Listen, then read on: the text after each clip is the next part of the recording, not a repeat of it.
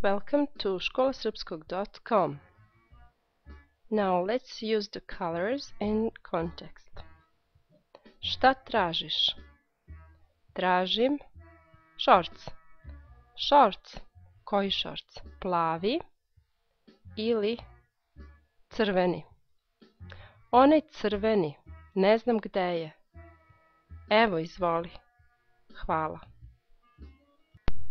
Okay, now let's do the same with haljina or dress.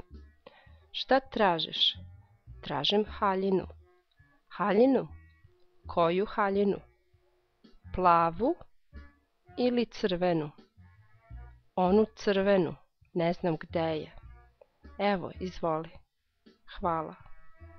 Now you try to do the same.